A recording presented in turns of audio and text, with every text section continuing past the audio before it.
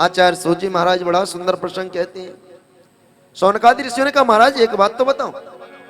बोले श्रीमद् भागवत कथा के श्रवण के नियम क्या हैं? प्रथम दिन में भागवत जी के बारे में बताया जाता है। प्रथम दिन में भागवत जी का महात्मा बताया जाता है कि कथा के श्रोता के लक्षण कैसे होना चाहिए, कथा के वक्ता के लक्षण कैसे होने चाहिए, जहां कथा हो कथा का नियम कैसे होना चाहिए, कथा का स्थान कैसा होना चाहिए। सज्जनों, ये नियम कहता है। बोले महाराज कथा के लिए स्थान कैसा होना चाहिए? बोले जहां एकदम शांत वातावरण हो, चारों तरफ केवल गोविंद का सुमिरन हो। ऐसा नहीं हो कथा हो रही, कोई गाड़ी वाला आया आकर के हॉर्न बजाने लगा, किसी ने आकर के झगड़ा कर दिया, बिल्कुल शांत स्थान हो। बोले महाराज दूसरी बात कि भागवत का गान, ये जो भैया बैठे हैं हमारे इंस्ट्रूमेंट, श्याम भैया बरसाने से, हमारे ये भैया बरसाने से, सभी ब्रजवासी आपके यहाँ आए हैं सज्जनों। कि ब्रजवासी वल्लभ सदा, भगवान ने बड़ी सुंदर बात कही है कि ब्रजवासी वल्लभ सदा और मेरे प्राण आधार। भगवान ने ब्रजवासियों को अपने प्राणों का आधार कहा है सज्जनों। ब्रजवासी क्योंकि भगवान ब्रज के अंदर आज भी निवास करते हैं। कि वृंदावन के वृक्ष को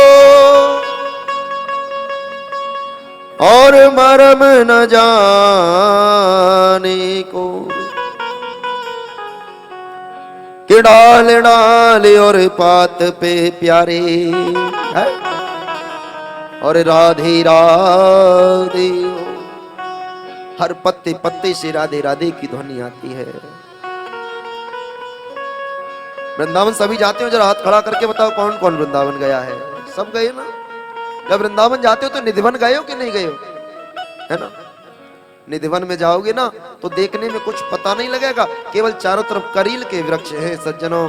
लेकिन जब रात्रि का समय जब होता है तो मेरे गोविंद आज भी रास रचाने के लिए आते हैं। मेरे गोविंद आज भी रास रचाने के लिए आते हैं। भगवान को ढूंढना, भगवान को ढूंढना कहीं कठिन नहीं है सज्जनों। हमारे गुरुदेव कहते बेटा, एक बार क्या हुआ, एक दंपत्ति और दर्शन करने के लिए गए हनुमान जी के। बहुत बड़ा मेला लगा हुआ था। पति पत्नी दोनों दर्शन करने के लिए जब गए,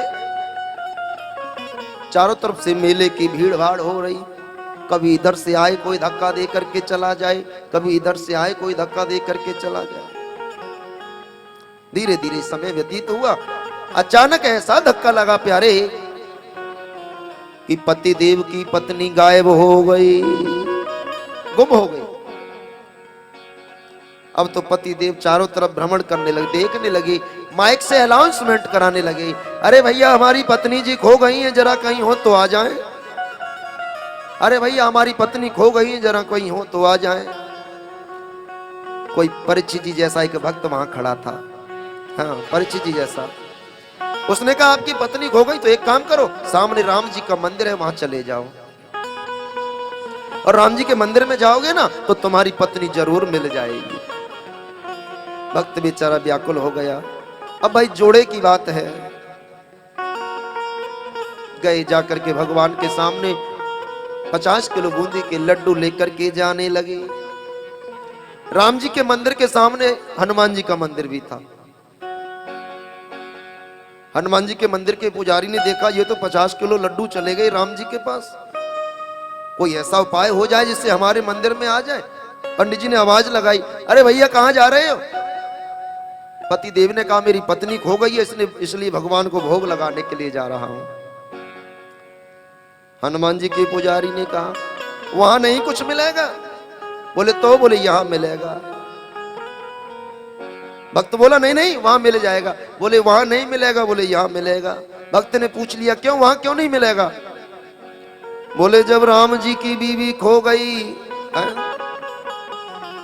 जब मैया सीता का हरण हो गया, बोले जब राम जी की बीवी खो गई तो उनको खोज लगाने के लिए कौन गया? बोले हनुमान जी गए। एकदम से उसको याद आ गई और भक्त उन लड्डुओं के थाल को लेकर के आया हनुमान जी के सामने। जैसे ही हनुमान जी को भोग लगा करके परिक्रमा की सज्जनों, और भगवान ने इतनी जल्दी उसकी पत्नी को मिलाया। इधर से पतिदेव परिक्रमा कर रहे हैं और पीछे से पत्नी भी आ गई। बोली रामचंद्र भगवान की। इसका मतलब सज्जनों कि भगवान के पास किसी भी मन से चले जाओ, किसी के भाव से चले जाओ, लेकिन गोविंद का नाम कल्याण कर देता है। कहते हैं विश्वासो फलदायक कि मंत्र सत्यम पूजा सत्यम, कि मंत्र सत्यम पूजा सत्यम और सत्यम देव निरंजन, कि गुरुर्वाक्यम सदा सत्यम सत्यमेव परम पदा। संसार में आप जो कुछ भी देख रहे हो सब सत्य है प्यारे। मंत्र भी सत्य है, जो पूजा करते हो वो पूजा भी सत्य है। पांडाल देख रहे हो ना, ये भी सत्य है। बिल्डिंग, गाड़ी, घोड़ा, पत्नी, पिता, माता, पुत्र, जो भी सब सत्य है। लेकिन कि मंत्र सत्यम पूजा सत्यम और सत्यम देव निरंजन, वो भगवान भी सत्य है सज्जनों, वो भगवान भी सत्य है। तो बोले महाराज कहना क्या चाहते हो? जब सत्य है तो सब सत्य है। बोले नहीं, एक शब्द और रह गया कि मंत्र सत्यम पूजा सत्यम सत्यम देव निरंजनम, कि गुरुर्वाक्यम सदा सत्यम सत्यमेव परम पदा। बोले गुरु का वाक्य अटल सत्य है सज्जनों। गुरुदेव ने जीवन में जो कह दिया उसको कोई काट नहीं सकता। गुरु का वाक्य अटल सत्य है, लेकिन एक शर्त है। बोले शर्त क्या है? बोले इसमें भी कोई शर्त है। बोले हाँ, कि मंत्र जाप मम दृढ़ विश्वास। बोले मंत्र का जाप पूरे विश्वास के साथ करना चाहिए। जो मंत्र गुरुदेव ने दे दिया, गुरुदेव ने जो कह दिया सज्जनों, उसको जीवन में उतार लो। अगर भगवान ना मिल जाए तो कहना, लेकिन जो कहा है वो सत्य है। तो आइए 2 मिनट भगवान नाम के द्वारा कथा में प्रवेश करेंगे और फिर कथा के द्वारा आगे चलते रहेंगे। जय श्री राधे, जय श्री।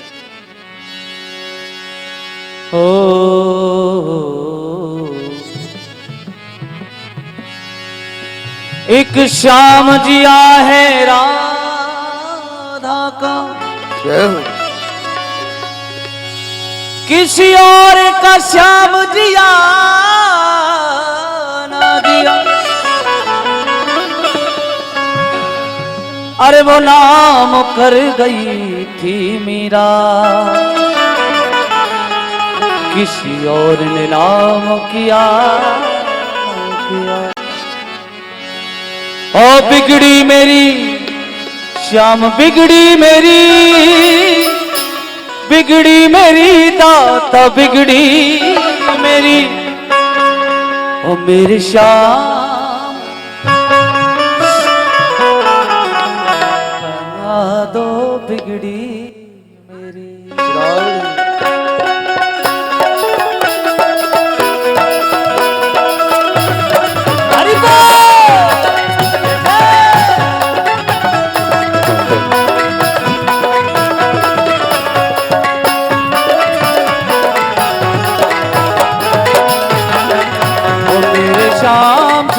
सर का बना दो बिगड़ी मेरी, मेरे श्याम बना दो बिगड़ी मेरी।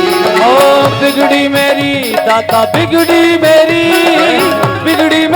श्याम, बिगड़ी मेरी हो, बिगड़ी मेरी श्याम, बिगड़ी मेरी दाता, बिगड़ी मेरी। ओ मेरे श्याम सलोने सर का बना दो बिगड़ी मेरी। मेरे श्याम सलोने सरकार बना दो बिगड़ी मेरी। ओ मेरे श्याम सलोने सरकार बना दो बिगड़ी मेरी। मेरे श्याम सलोने सरकार बना दो क्या हो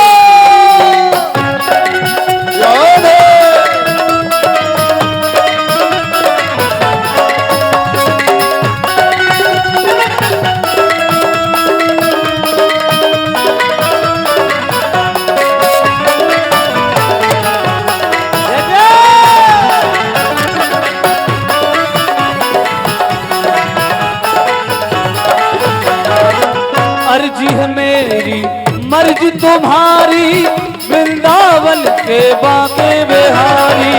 वृंदावन के बांके बिहारी। हाँ वृंदावन के बांके बिहारी। अर्जी है मेरी मर्जी तुम्हारी, वृंदावन के बांके बिहारी। वृंदावन के बांके बिहारी।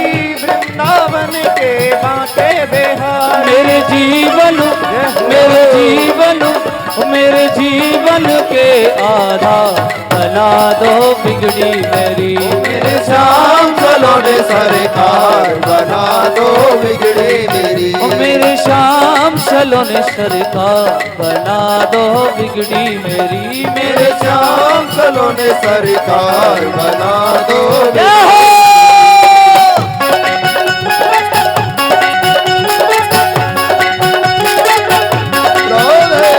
हरि बोल।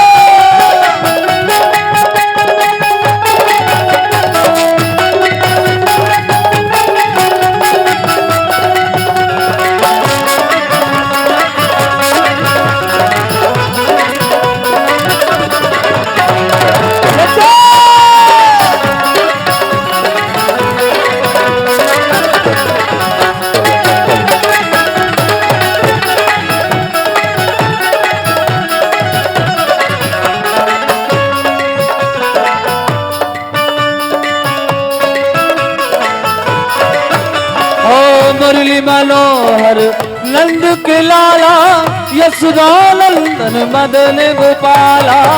यशोदा नंदन मदन गोपाला। यशोदा नंदन मदन गोपाला। मुरली मनोहर नंद के लाला, यशोदा नंदन मदन गोपाला। यशोदा नंदन मदन गोपाला। यशोदा नंदन मदन गोपाला।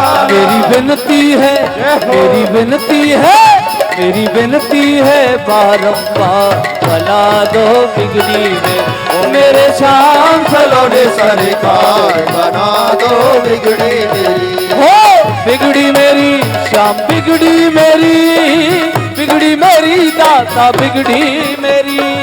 बिगड़ी मेरी श्याम बिगड़ी मेरी।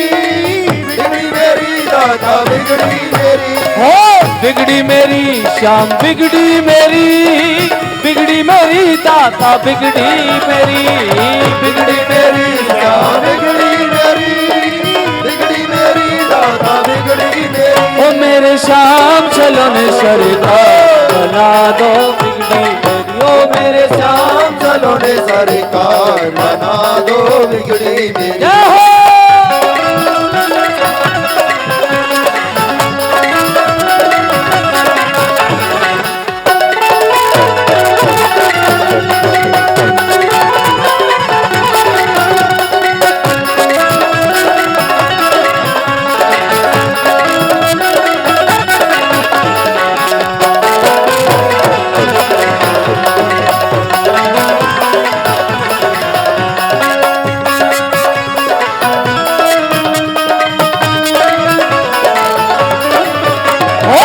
सुना है जो तेरी शरण में आए, उसके सब दुखड़े मिट जाए।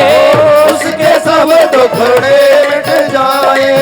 उसके सब दुखड़े मिट जाए। हाँ सुना है जो तेरी शरण में आए, उसके सब दुखड़े मिट जाए। उसके सब दुखड़े मिट जाए। उसके सब दुखड़े मिट जाए। इस पागल से क्यों नहीं प्यार बना दो बिगड़ी मेरी। ओ मेरे श्याम सलोने सरकार बना दो बिगड़ी मेरी। ओ बिगड़ी मेरी श्याम बिगड़ी मेरी दाता बिगड़ी मेरी।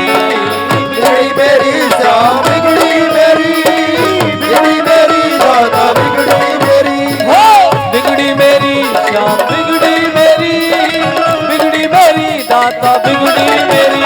ओ बिगड़ी मेरी श्याम बिगड़ी मेरी दाता बिगड़ी मेरी। ओ मेरे श्याम सलोने सरकार बना दो बिगड़ी मेरी। ओ मेरे श्याम सलोने सरकार बना दो बिगड़ी मेरी। ओ मेरे श्याम सलोने सरकार बना दो बिगड़ी मेरी। मेरे श्याम सलोने सरकार बना दो बिगड़ी बना दो बिगड़ी मेरी। बना दो बिगड़ी मेरी।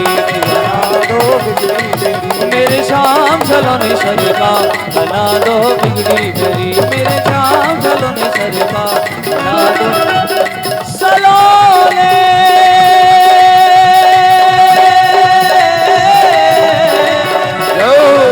सरकार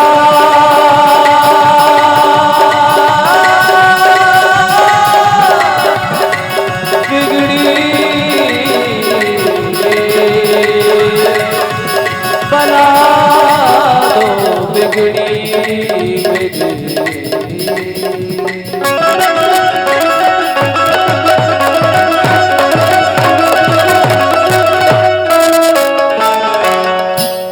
बलश्याम प्यारे की जय हो। श्री राधे। जय जय श्री राधे। मेरे श्याम सलोने सरकार बना दो बिगड़ी। बोले महाराज चौथी बात कौन सी है? बोले भागवत जी का ध्यान। जिस समय हम कथा पांडाल में आ जाए ना तो केवल एक ही बात याद रहनी चाहिए, मैं और मेरा गोविंद। घर परिवार सब पांडाल के गेट के बाहर छोड़ करके आना चाहिए, चाहे 1 घंटे के लिए नहीं सज्जनों। बाबा तुलसीदास जी बड़ी सुंदर बात कहते हैं कि एक घड़ी आधी में पुण्याद। एक घड़ी आधी में पुण्याद। 24 घंटे में से कम 24 मिनट हमें भगवान के लिए देनी चाहिए। लेकिन करें तो करें क्या? माया का जंजाल ही ऐसा है सज्जनों कि जीव 24 घंटे अपने परिवार के लिए करता है लेकिन भगवान के लिए 24 मिनट नहीं दे सकता। बोले महाराज अगर 24 मिनट ना हो तो क्या करें? बोले एक काम कर लो। बोले अगर एक साथ 24 मिनट ना दे पाओ तो 12 मिनट सुबह और 12 मिनट शाम को दे दो। बोले महाराज ऐसा भी ना हो तो क्या करें? बोले एक काम कर लो 12 मिनट दे दो। 24 घंटे में केवल 12 मिनट भगवान के लिए दे दो। विचार करने लगे। बोले महाराज 12 मिनट भी ना दें तो? भाई क्या पता 12 मिनट ना मिले। बोले एक काम करो कि एक घड़ी आधी में पुण्याद। बोले केवल 6 मिनट भगवान को दे दो प्यारे। 3 मिनट सुबह दे दो और 3 मिनट शाम को दे दो। बोले महाराज एक बात और बता दो। बोले क्या? बोले अगर ये 6 मिनट भी ना हो तो क्या करें प्यारे? कि एक घड़ी आधी में पुण्याद और तुलसी संगत साधु की हरे कोटि अपराध। बोले कुछ भी ना हो तो 24 घंटे में से जाकर के केवल एक संत का दर्शन कर लो। तो 24 घंटे में जो आपके द्वारा गलत कर्म हो गया है, जीव हत्या हो गई है, चींटी मारे गए, क्योंकि जीव के द्वारा हम जो सांस लेते हैं ना उसके द्वारा भी जीव की मृत्यु होती है। ये नहीं सोचिए कि मनुष्य को प्रताड़ित करने से ही दुख प्राप्त होता है। वही जीव हमारे अंदर है सज्जनों, और उतना ही बड़ा जीव पशु के अंदर भी है, पक्षी के अंदर भी है, कीटाणु के अंदर भी है सज्जनों। कोई अंतर नहीं है जीव में। क्योंकि परमात्मा का अंश सभी के अंदर समान रूप से व्याप्त है। बोले महाराज, और जो हमारे कान है ना आपके, वो सभी भगवान से जुड़ जाएं। बोले वक्ता ने जो कह दिया वो हमारे जीवन को प्रभावी बना दे। व्यासपीठ से जो शब्द निकल करके आए ना, व्यासपीठ से जो शब्द निकल करके आएगा वो आपका कल्याण ही करेगा सज्जनों, आपका केवल कल्याण करेगा, दूसरा कोई कर्म नहीं उस पर। बोले महाराज, बोले बैठने का विधान कैसा है? जब हम जाकर के कथा पांडाल में बैठ जाएं तो बोले कैसे बैठे महाराज? बोले बहुत से लोग ऐसे दोनों पैर बांध करके बैठ जाते हैं, दोनों पैरों को ऐसे करके बांध लेते हैं ना, इस तरीके से कभी नहीं बैठना चाहिए। ना घर में बैठना चाहिए, ना मंदिर में बैठना चाहिए, ना पांडाल में बैठना चाहिए। क्यों? बोले इस आसन का नाम है दरिद्रासन। और अगर साक्षात देवराज इंद्र इस आसन के द्वारा अगर बैठ जाए ना तो सज्जनों बहुत जल्दी लक्ष्मी से हीन हो जाएंगे। तो हमारी और आपकी तो चलती क्या है? बोले महाराज और बोले कभी व्यासपीठ की तरफ पैर करके नहीं बैठना चाहिए। अगर बैठने में असमर्थ हैं और पैर लंबा करना है तो थोड़ा सा साइड होकर के दूसरी तरफ पैर घुमा करके बैठ सकते हैं आप, क्योंकि व्यासपीठ भगवान का स्वरूप है सज्जनों। यहां से सत्य का मंचन होता है सज्जनों, यहां भगवान साक्षात विराजमान हो जाते हैं। जब स्तुति होती है ना तो स्तुति होने के बाद मेरे गोविंद का साक्षात निवास व्यास मंच पर होता है। अब एक बात बताइए, आपकी तरफ कोई पैर करके बैठ जाए, आपको अच्छा लगेगा क्या? नहीं लगेगा। सूजी महाराज ने बड़ी सुंदर बात कही सज्जनों कि कथम ब्रह्मन दीन मुख कुतश्चिंता त्वरो भवान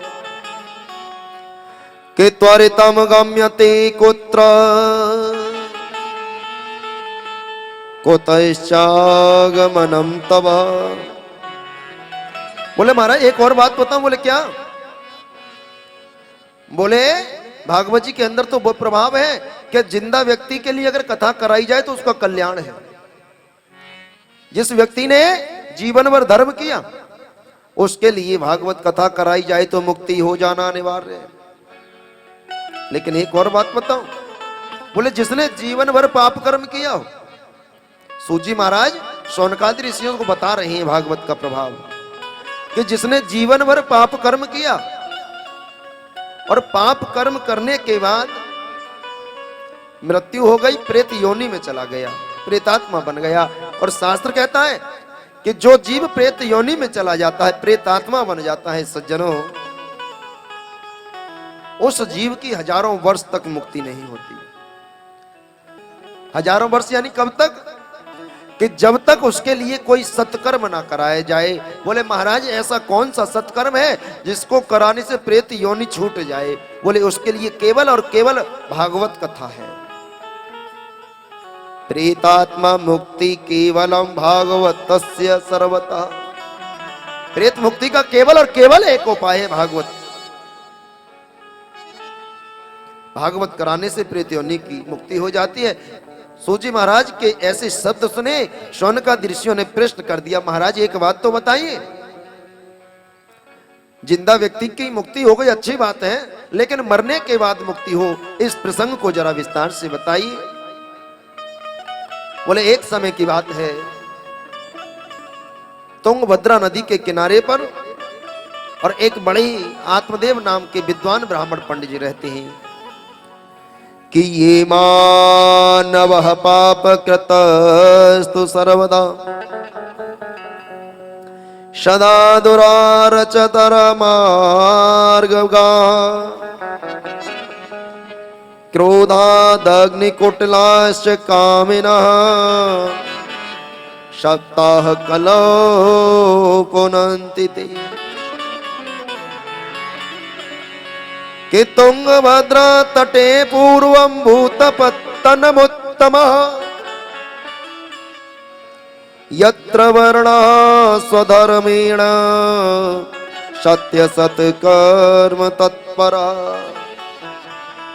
आत्मदेव जी महाराज अपने घर में निवास किया करते हैं और उनकी पत्नी का नाम है धुंधली देवी।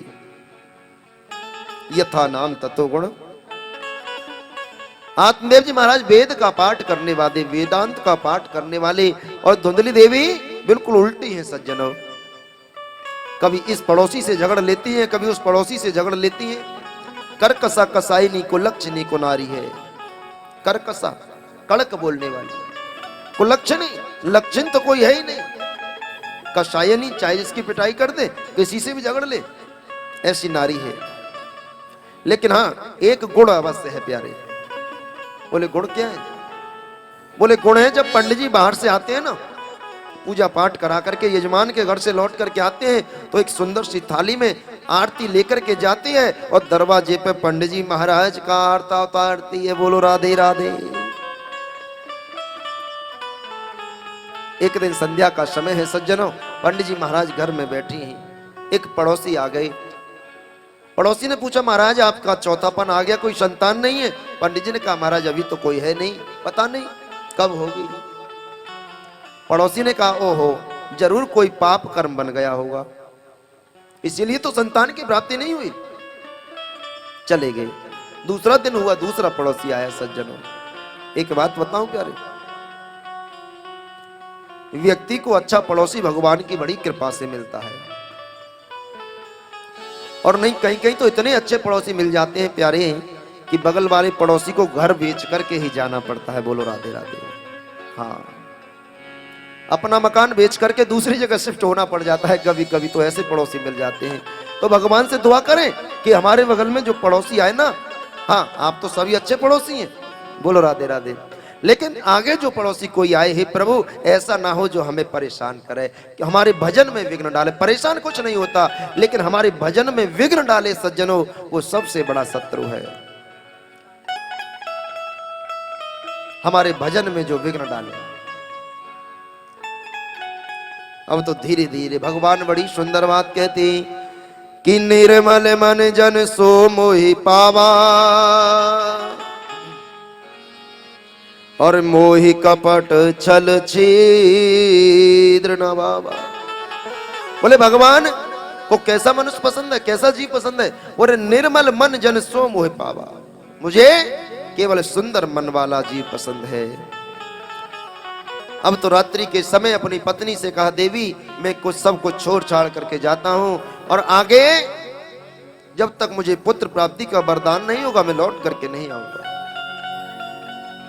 घर परिवार छोड़ दिया, चले गए जंगल में जाकर के नदी के किनारे एक वृक्ष के नीचे बैठ गए सज्जन। जैसे ही वृक्ष के नीचे बैठे, रोना प्रारंभ कर दिया। एक संत का आना हो गया। संत ने पूछ लिया के कथम रोदसी विप्रत्वम, और काते चिंता बलीयसी, वद त्वं सत्वरम मह्यम स्वस्य दुख से कारण। जाकर के पूछ लिया, महाराज आपको देखने से तो प्रतीत होता है कि आप बहुत बड़े विद्वान हैं, ब्राह्मण हैं, लेकिन आपके रोने का कारण क्या है? एकदम से पंडित जी ने देखा संत आए हैं, उनके चरणों में साष्टांग लेट गई सज्जन। हाथ जोड़ करके बोले, बाबा आप आ गए तो आज मेरा वरदान जरूर पूरा हो जाएगा। आज मेरा जो श्राप है, मेरे जीवन में जो श्राप लगा है, वो वरदान में बदल जाएगा। बोला महाराज मेरा चौथापन आ गया, कोई संतान नहीं है। बोले संतान नहीं है क्या? बोले एक काम करो, संतान नहीं तो भगवान को अपना पुत्र मान लो। अगर भगवान को पुत्र मान लोगे ना तो भगवान आपका कल्याण कर देगा। शास्त्र कहता है अगर संतान हो जाए तो भगवान की बड़ी कृपा है प्यारे। जीवन में संतान अगर हो जाए तो भगवान की बड़ी कृपा है, और नहीं है तो और बड़ी कृपा है। बोलो राधे राधे। बोले क्यों? बोले भगवान चाहते हैं कि तुम आज जीवन मेरा भजन करो, केवल मेरा भजन करो, दूसरा कोई काम करने की आवश्यकता ही नहीं सके। ब्राह्मण एकदम से विलाप करने लगे, अरे बाबा तुम कहा जानो कि नाट निगोड़ो कहा जाने कुनवा की सार है। तुम तो बाबा जी हो ना, तो तुमको क्या पता ग्रस्त क्या होता है। अरे जिस ग्रस्त में बालक नहीं होता ना, वंश वृद्धि नहीं होती, उस ग्रस्त के मुखिया का मुख देखने का धर्म नहीं होता, उसका मुख देखने का धर्म नहीं होता। एकदम से विचार करने लगी। संत ने कहा सुनो, तुम तो इस जन्म की बात करते, बोले तो कि सब तो जन्म नैव पुत्रम वधिष्यामि वधिष्यामि, इस जन्म की बात नहीं। बोले तुम्हारे तो 7 जन्म तक संतान नहीं है। कभी कभी लोग संतों की बात का मजाक उड़ाने लगते हैं। एक बार की बात है सज्जन, 2 मूर्ख निकल करके जाने लगे। 2 मूर्ख रास्ते से चले जा रहे हैं, तो उन्होंने देखा कि संसार बनाया किसने है सज्जनों। आगे गए, जाकर के देखा एक संत का आश्रम था बहुत बड़ा। उस आश्रम में जाकर के दरवाजे पर देखा महात्मा खड़े हैं। महात्मा से कहा सुनो, बोले तुम्हारा जो भगवान है ना वो मूर्ख है, मंद बुद्धि है, बुद्धि नहीं है। संत मुस्कुराने लगे। संत ने कहा बात तो तुम सही कह रहे हो, मैं भी यही सोच रहा था कि हमारे भगवान में बुद्धि नहीं है। बोलो राधे राधे। मूर्खों ने कहा भाई एक बात बताओ बाबा, अगर हमने इस बात को कहा तो अच्छी बात है, लेकिन आप कह रहे हो भगवान में बुद्धि नहीं है, ऐसा कैसे हो सकता है? क्योंकि संत तो कहते हैं कि भगवान सर्वे सर्वा है। संत ने बड़ी सुंदर बात कही। संत ने कहा अरे भैया, अगर हमारे भगवान में बुद्धि होती ना तो आप जैसे मंद बुद्धि थोड़ी बनाता भगवान है। आप जैसे मंद बुद्धि थोड़ी बनाता भगवान, बढ़िया बुद्धिमान बनाता। मूर्खों ने कहा यहां से चलो। मूर्ख आगे निकल गए सज्जनों। अब तो मूर्खों ने एक कॉपी ले ली और पेन ले लिया। एक ने कॉपी और एक ने पेन ले लिया, भगवान की कमी निकालना प्रारंभ कर दिया सज्जनों। संसार में घूम रहे, कहीं जाकर के एक कमी देखी, कहीं दूसरी कमी, एक लिखता रहा दूसरा बोलता रहा सज्जन। यही तो हमारी और आपकी हालत है। हमारी और आपकी भी यही हालत है सज्जनों कि एक लिखता है तो दूसरा बोलता है। आज तक अपनी कमी तो देखी नहीं, लेकिन दूसरे की कमी देखना हमारा धर्म बन गया है। धीरे धीरे गए, आगे जाकर के देखा एक छप्पर पड़ा था सज्जनों। उस छप्पर पे एक काशी फल की बेल लगी थी, दुबली पतली सी बेल कुमलाई हुई, उस पे बड़े बड़े काशी फल लगे, बड़े बड़े फल लगे सज्जन। एक मूर्ख ने कहा एक कमी लिखो। दूसरा बोला क्या लिखे? बोले लिख दो कि इस छप्पर के ऊपर बेल पड़ी है, उस बेल में काशी फल बड़े बड़े लगे हैं। दूसरा बोला एक बात बताओ। लिख तो दूंगा, लेकिन फायदा क्या होगा? बोले देख, भगवान में अगर बुद्धि होती ना तो छोटी सी बेल है और इतना इतना बड़ा बड़ा फल लगा है। दूसरा बोला बात तो सही है भाई, और आगे चले गए सज्जनों। और कमी लिखी, आगे जाकर के देखा एक बहुत बड़ा आम का पेड़ था सज्जनों। हमारे गुरुदेव बड़ी सुंदर बात कहते हैं, आम का पेड़ था। जाकर के दूसरा बोला ओ देख भैया एक और लिख ले। बोला अब क्या लिखे? बोले देख वहां छोटा सा पेड़ था, कितना बड़ा फल था, और यहाँ कितना बड़ा पेड़ है और कितना छोटा सा फल है आम का। भगवान मुस्कुराने लगे। भगवान ने लीला करना प्रारंभ कर दिया।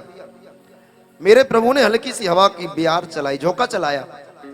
जैसे झोंका चलाया ना, एकदम से एक कच्चा आम कठोर टूटा और टूट करके उसकी नाक पे गिर पड़ा। कच्ची जगह, नाक जैसी कच्ची जगह सज्जनों, जैसे ही नाक पे गिरे ना एकदम से मूर्छित होकर के गिर पड़ा। दूसरे ने कॉपी फेंक दी, उठा करके जल के छींटे लगाए। होश में आया। बोले क्या हो गया भैया? बोले कुछ नहीं हुआ, जल्दी करो 2 कमी काट दो, 2 गलतियां काट दो। बोले क्यों?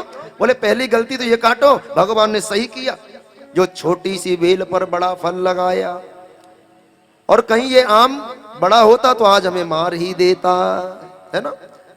तो भगवान जो करते हैं ना, हम लोग भगवान की कमी निकालते हैं सज्जनों। ओहो, भागवत तो बढ़िया हो रही, लेकिन पांडाल में कमी है। नहीं पांडाल तो सही है, लेकिन ये जो भैया बजाने वाले बैठे ना, ये कुछ आनंद नहीं दे रहे, है ना। नहीं नहीं, वैसे तो सब सही है, लेकिन जो व्यास जी है ना, हाँ व्यास जी तो बस पता नहीं कहां से कथा कर रहे हैं, क्योंकि हमारा ध्येय बन गया है कमियां निकालना। शास्त्र कहता है हम जब भगवान की शरण में आ गए, मंदिर में, मंदिर मंदिर कहते किसे हैं सज्जनों? क्या बिल्डिंग को मंदिर कहते हैं? हमने बहुत बड़ा भवन बना करके उसमें ठाकुर जी को बिठा दिया, उसको मंदिर कहते हैं?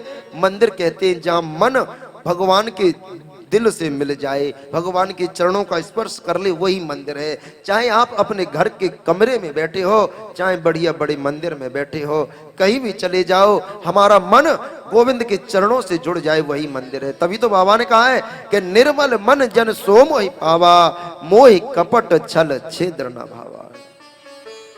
मुझे जीवन में कुछ नहीं चाहिए, केवल मन। हम भगवान को क्या अर्पण करेंगे? रुपया पैसा? अरे उसी का तो दिया हुआ है सब। हमारे पास अपना है क्या सज्जनों? जो है सब गोविंद का ही तो है। हम तो उसका उपयोग कर रहे हैं, भगवान ने उपयोग करने के लिए दिया है। और हाँ, एक बात आज लिख लेना,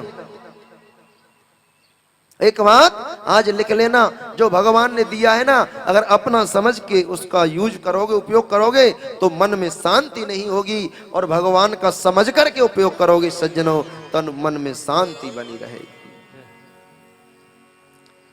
कि अनन्य ममता विष्णु ममता प्रेम संगता, और भाव साएव सांद्रात्मा, बोधई प्रेमा निगद्यति। एक बात बताओ, संत ने आत्मदेव से कहा बेटा चले जाओ, एक फल लेकर के दे दिया कि वैसे तो तुम्हारे 7 जन्म तक संतान नहीं होगी, लेकिन ये फल ले जाओ, इस फल के प्रभाव से संतान जरूर होगी। संत को प्रणाम किया, लौट करके घर गए, जाकर के अपनी पत्नी से कहा देवी ये संत का प्रसाद है, फल ला करके अपनी पत्नी को दे दिया, कहा इसका सेवन कर लो, संतान हो जाएगी।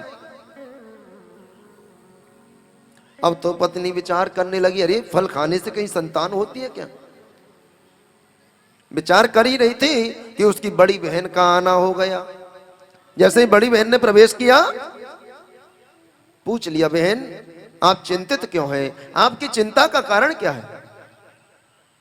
हाथ जोड़ करके बोली अरे बहन चिंता क्या करे, देख मेरे पति को किसी बाबा ने फल दे दिया, उस फल को ला करके कह दिया इसको सेवन कर लो पुत्र हो जाएगा। अब तू ही तो बता, फल खाने से कहीं बालक होता है?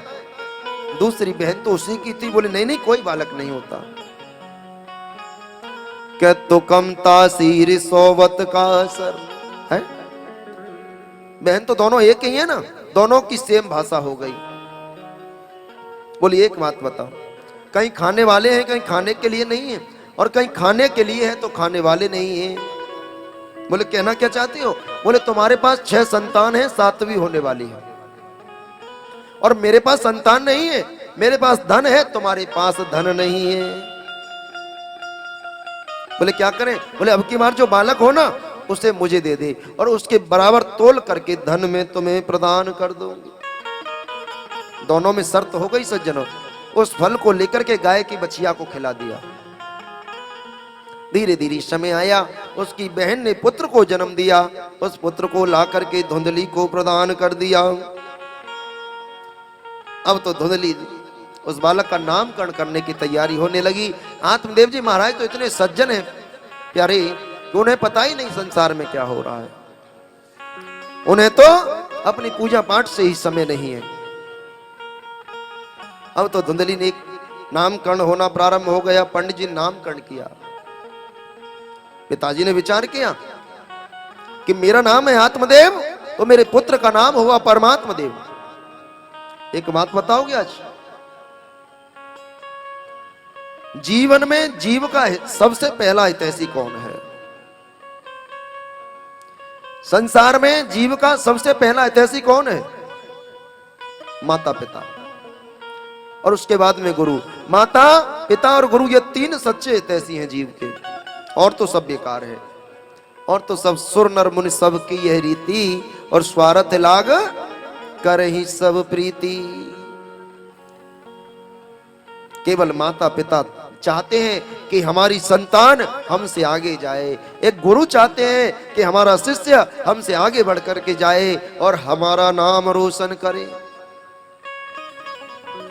धीरे धीरे समय आया, आत्मदेव ने कहा देवी मेरा नाम है आत्मदेव, पुत्र का नाम परमात्म देव। धुंधली ने कहा नहीं ऐसा नहीं होगा। बोले 9 महीने गर्भ में हमने रखा, जन्म हमने दिया, प्रसव पीड़ा हमने सही, तो नाम हम रखेंगे। पंडित जी समझ गए, बोले अब कुछ नहीं होना जाना। पंडित जी ने कहा ठीक है आप ही रख लो। धुंधली ने नामकरण कर दिया, बोला मेरा नाम है धुंधली देवी, तो मेरे पुत्र का नाम है धुंधकारी, यथा नाम ततो गुण है धुंधकारी। धीरे धीरे समय बढ़ गया सज्जनों, अब तो बालक कंचे की गोली से खेलना प्रारंभ कर देता है। और जो फल गाय को खिलाया, आज उस गाय ने सुंदर बालक को जन्म दे दिया। उसके कान केवल गाय के से हैं और पूरा शरीर एक मनुष्य का है सज्जनों। उसका नाम गौकर्ण हो गया कि गौकर्ण पंडितो ज्ञानी धुंधकारी महाखल। गौकर्ण बहुत बड़े विद्वान ब्राह्मण हुए सज्जनों। धुंधकारी सबसे बड़ा मूर्ख हो गया। दुनिया के सबसे बड़े मूर्खों में धुंधकारी का नाम आने लगा। कंचे की गोली से खेलना प्रारंभ किया, धीरे धीरे जुआ खेलना प्रारंभ कर दिया, जुए मदपान करना प्रारंभ कर दिया, जुए में पैसे लगाना प्रारंभ कर दिया, मांस भक्षण करना प्रारंभ कर दिया। आत्मदेव जी महाराज के मंदिर जैसे घर को नरक बना दिया प्यारे। मध्य रात्रि का समय ही आत्मदेव जी महाराज ने विलाप करना प्रारंभ कर दिया। आज विचार कर रहे हैं कि देखो तो सही, मेरे मंदिर जैसे घर को धुंधकारी ने, मेरे पुत्र ने नरक बना दिया। गौकर्ण जी महाराज का आना हो गया सज्जनों। जो स्थिति आत्मदेव जी महाराज की है ना, वही स्थिति हमारी और आपकी भी है। जीव के जीवन में जब संतान नहीं होती है तब भी जीव रोता है सज्जनों, अरे हमारे कोई पुत्र नहीं है। लेकिन जीव के जब संतान हो जाती है ना, फिर भी उसको रोना पड़ता है। पुत्र मोह में पहले विवाह नहीं हुआ पुत्र का विवाह हो गया, पुत्र वधू आ गई, पुत्र वधू ने आकर के घर में विघ्न होना प्रारंभ हो गया, नाना प्रकार की समस्याएं आ जाती हैं। सोची महाराज सौनकादि ऋषियों से कहते हैं कि जीव पहले भी रोता था सज्जनों और आज भी रोता है। जीव को बिना भजन के तो केवल रोना ही रोना पड़ता है, दूसरा कोई रास्ता नहीं है। बोले भगवान का भजन कहाँ होगा? बोले भगवान का भजन तो भगवान के चरणों में होगा। धीरे धीरे समय बढ़ गया। गौकर्ण जी महाराज ने अपने पिता को प्रणाम किया, क्योंकि गौकर्ण जी महाराज आत्मदेव जी महाराज को ही पिता कहते हैं कि देहस्तिमास रुधिरे अभिमति त्यजत्वं जाया स्वता दिशु सदा ममता विमुंच कि पश्यानि समजगदिदम क्षणभंगनिष्ठा वैराग्य राग रसिको भविभोक्ति निष्ठा। बोले बेटा मेरे मन में इतना वैराग्य नहीं कि मैं घर छोड़ करके वन में चला। बड़ी समझने की बात है। मैं घर छोड़ करके वन में चला जाऊं इतना वैराग्य नहीं है, और घर में रह करके भजन कर लूं ये स्थिति नहीं है। बोले क्यों? क्योंकि मेरे पुत्र ने मेरे घर को नरक बना दिया है। कोई ऐसा उपाय हो तो बता दो जिससे कि मेरा कल्याण हो जाए। गौकर्ण जी महाराज ने कहा सुनो, केवल एक उपाय है। बोले मैं शरीर हूं ये मानना छोड़ दीजिए, ये शरीर मेरा है इसे मानना छोड़ दीजिए, विचार कीजिए। कोई कहे कि शरीर मेरा, ये आंख मेरी है सज्जनों, तो आंख फूट जाती है, क्या हम रोक पाते हैं? कोई ये कहे कि महाराज ये हाथ मेरा है, हाथ टूट जाता है, क्या हम रोक पाते हैं? कोई कहे महाराज जबान मेरी है, जबान कट जाती है, व्यक्ति गूंगा हो जाता है, क्या रोक पाते हम? नहीं रोक पाते। ये शरीर तो मिट्टी का है सज्जनों और भगवान का दिया हुआ है। इसमें जीवात्मा आकर के किराए पर निवास करती है और परमात्मा हमारे शरीर का मालिक है। उस जीवात्मा के द्वारा हमें भगवान के लिए किराया देना होता है सज्जनों। किराया क्या? रुपया पैसा किराए में नहीं देना। बोले तो बोले भगवान के नाम का कीर्तन, गोविंद के नाम का सुमिरन। अब तो गौकर्ण जी महाराज ने बड़ा सुंदर उपदेश दिया। श्रीमद् भागवत जी के 10वें स्कंद का पाठ किया और भगवान के धाम को चले गए आत्मदेव जी महाराज। बड़ी सुंदर बात कही कि चल रे हंसा अमर लोक को, यहाँ कोई नहीं तेरा है, और जग वालों का हुआ अंधेरा, ओ प्यारी अपना हुआ सवेरा है। तो आइए सुंदर सी 4 लाइनों के माध्यम से चल रहे हंसा अमर लोक को, यहाँ कोई नहीं है प्यारे अपना। ये तो संसार है, झूठी काया है, झूठा शरीर है, झूठे रिश्ते हैं, झूठे नाते हैं, लेकिन जीव जब जाता है तो केवल गोविंद की शरण में जाता है। तो आइए सुंदर सी चेतावनी के माध्यम से श्राद्धे। ओ 4 दिनों की प्रीत जगत में, अरे 4 दिनों के नाते हैं, 4 दिनों की प्रीत जगत में। बड़ी राधा रानी सरकार की जय।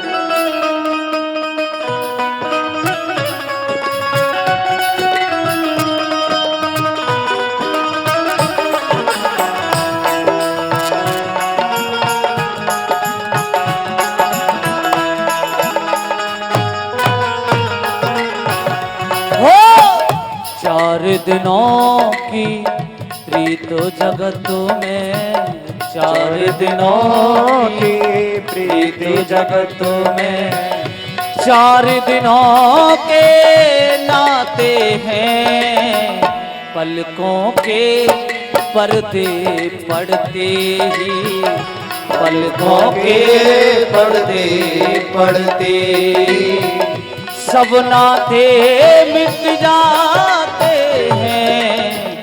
4 दिनों की प्रीत जगत में, 4 दिनों की प्रीत जगत में।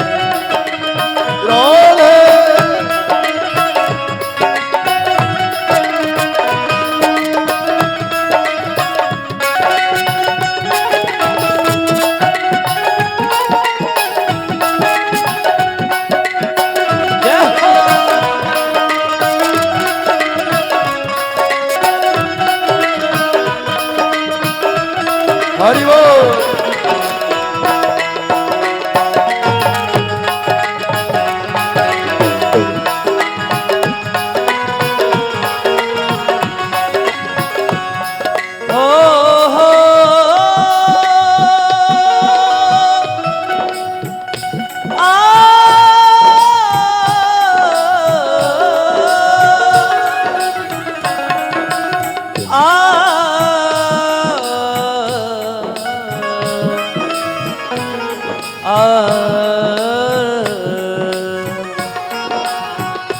और जिनकी चिंता में तू जिलता, वो ही चिता जलाते हैं। हो जिनकी चिंता में तू जलता, वो ही चिता जलाते हैं।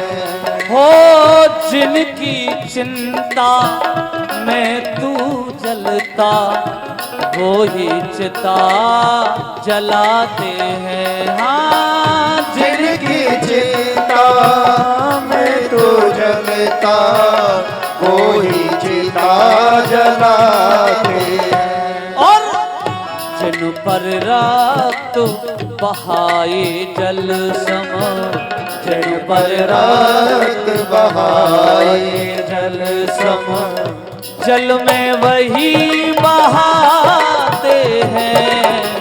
4 दिनों की जगत में। चार दिनों की प्रीत जगत में। ओ 4 दिनों के नाते हैं, पलकों के पर्दे पड़ते ही, पलकों के पर्दे पड़ते ही, सब नाते मिट जाते हैं। 4 दिनों की प्रीत जगत में। लौट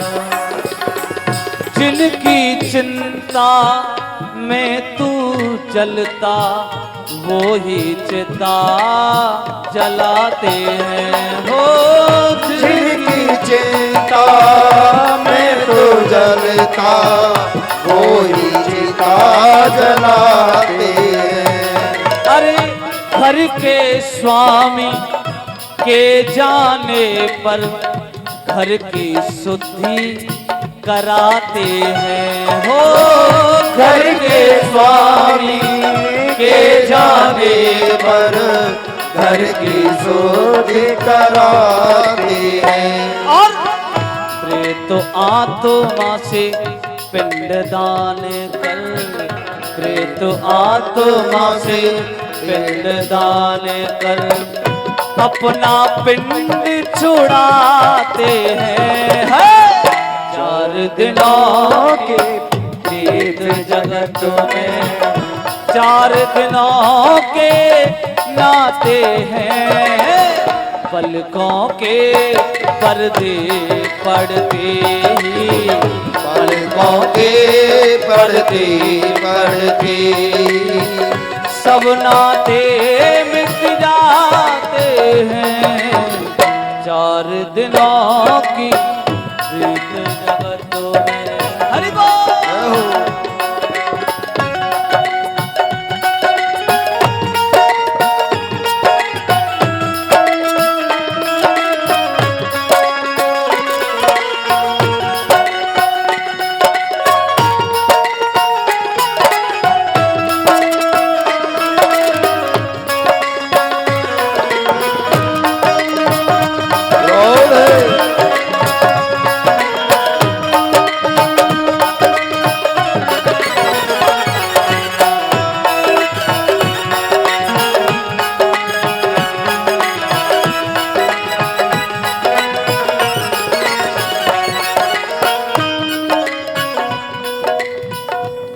सावरिया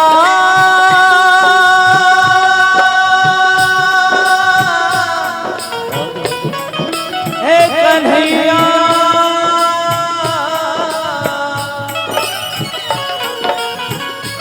जीते जी दो समय का भोजन समय पे नहीं कराते हैं। हो जीते जी दो समय का भोजन समय पे नहीं कराते हैं। और मर जाने पर आग बुला कर, मर जाने पर साज बुला कर, मर जाने पर काग बुला कर, मर जाने पर काग बुला कर। अरे रुच रुच उसे जिमाते हैं। दिनों की प्रीत जगत में, 4 दिनों की प्रीत जगत में। हाँ 4 दिनों के नाते हैं, पलकों के पर्दे पड़ते ही, पलकों के पर्दे पड़ते ही। हाँ सब नाते मिट जाते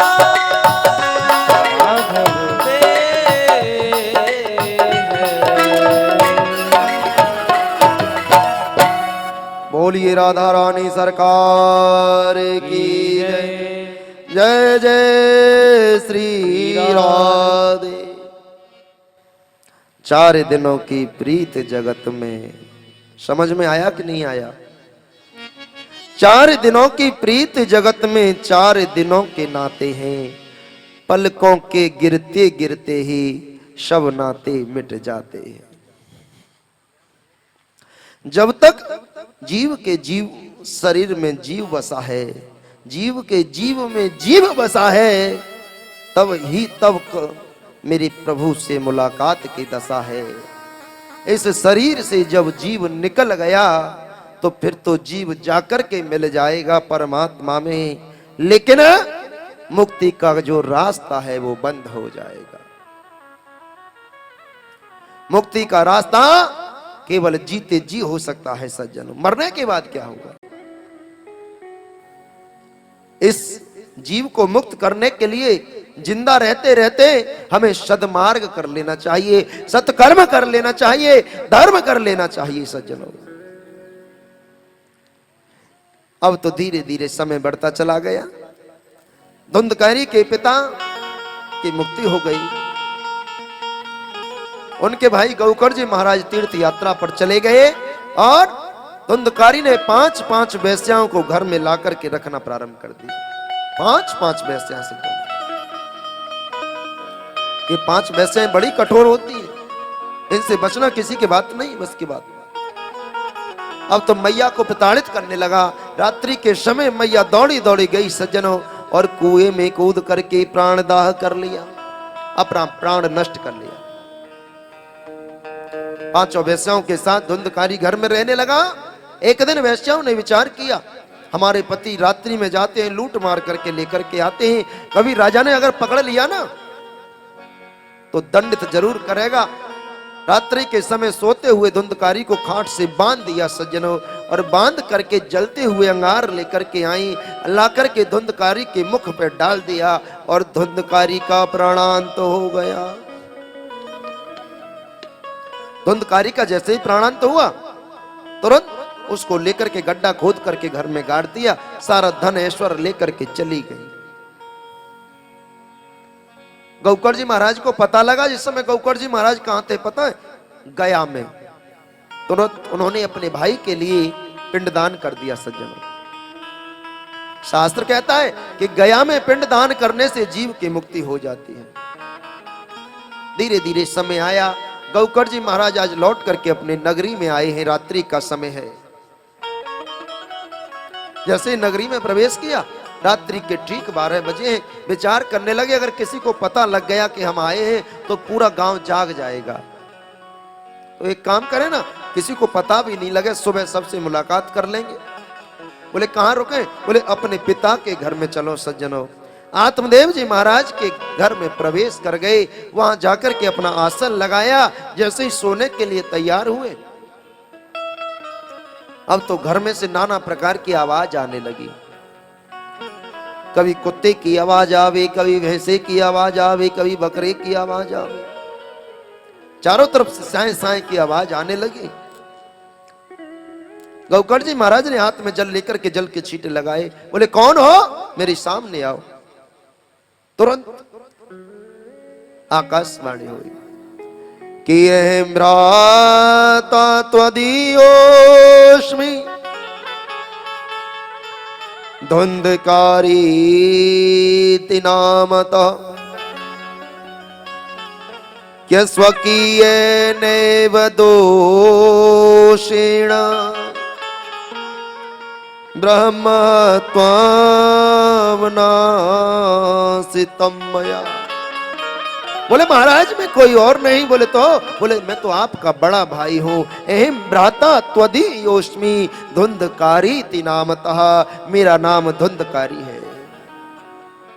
ओहो, गौकर्ण जी महाराज ने सुना, विचार करने लगे, मैंने तो तुम्हारे लिए गया में पिंडदान कर दिया, लेकिन तुम्हारी मुक्ति क्यों नहीं हुई? और सोचने का विषय भी है, सोचने का विषय है कि जब शास्त्र कह रहा है, वेद कह रहे हैं, पुराण कह रहे हैं, गया में पिंडदान करने से मुक्ति हो जाती है, तो धुंधकारी की क्यों नहीं हुई सज्जनों? एक कदम से विचार किया,